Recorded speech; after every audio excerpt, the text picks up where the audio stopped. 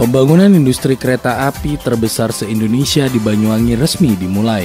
Groundbreaking dilakukan Sekretaris Menteri BUMN Imam Apriyanto Putro dan Bupati Banyuwangi Abdullah Aswaranas di areal pabrik Kecamatan Kalipuro, Minggu 31 Maret 2019. Pabrik PT Kereta Api milik BUMN PT Inka di lahan seluas 83 hektar dengan investasi 1,6 triliun rupiah itu bakal difokuskan menggarap pasar ekspor ke Asia, Afrika, dan Australia.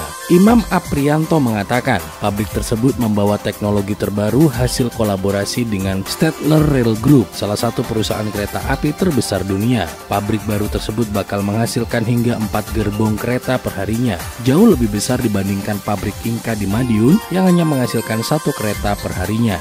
Saat ini lagi mengejawantahkan apa yang dipesankan oleh Bapak Presiden pada masa awal Kabinet Kerja.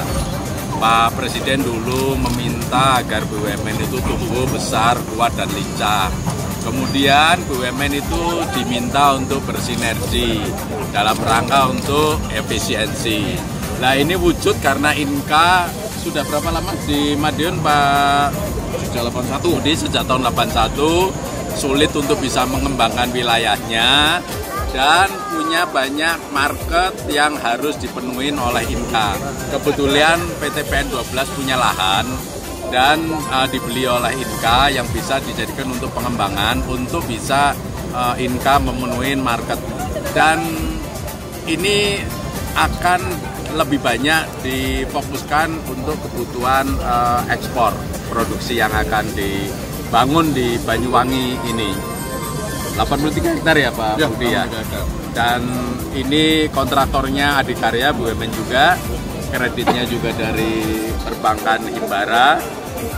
Konsorsium bukan Pak Budi? Sebagian PMN Pak. Oh, sebagian PMN, sebagian juga ada pinjaman yang dari perbankan. Direktur Utama PT Inka Budi Noviantoro memaparkan saat ini Inka menerima banyak pesanan kereta untuk ekspor. Salah satunya Sri Lanka yang memesan 250 kereta dengan nilai 100 juta US dollar. Belum lagi untuk memenuhi pesanan dari Bangladesh dan Filipina. Inka juga menjajaki peluang pasar baru di Afrika, Australia, dan Taiwan.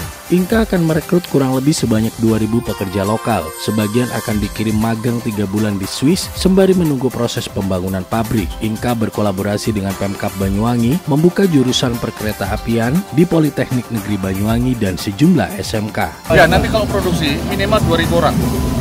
Ya. Karena di Madiun sekarang saya menggunakan 4.000 orang.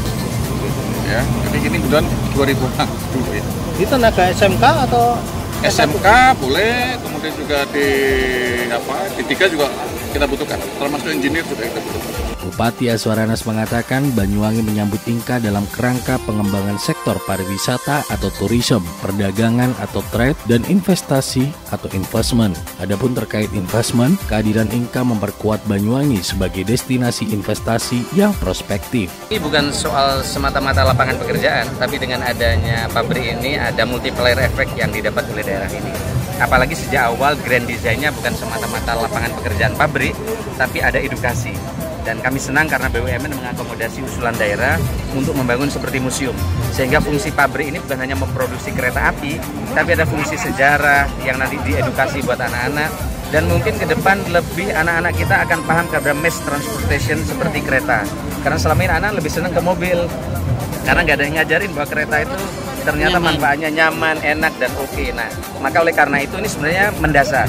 Bagaimana paradigma anak-anak daerah ini juga ke mass transportation, tidak ke transportasi pribadi. Nah, maka ada makna edukasi, ada kemudian museum. Dan ini kami telah bicara panjang dan telah disepakati, sehingga manfaatnya ganda. Yang berikutnya bagi Banyuwangi tentu harapan kami ke depan ada transfer knowledge. Tadi beliau sampaikan ke depan akan ada pembelajaran ke Swiss dan lain-lain. Harapan kita putra-putra Banyuwangi terbaik nanti bisa bergabung di tempat ini. Dan tentu dengan menyiapkan SMK, jurusan LAS dan lain-lain sejak awal, maka kualifikasi pekerjaannya tidak terlalu sulit untuk merekrut anak daerah. Alfian Firdaus melaporkan.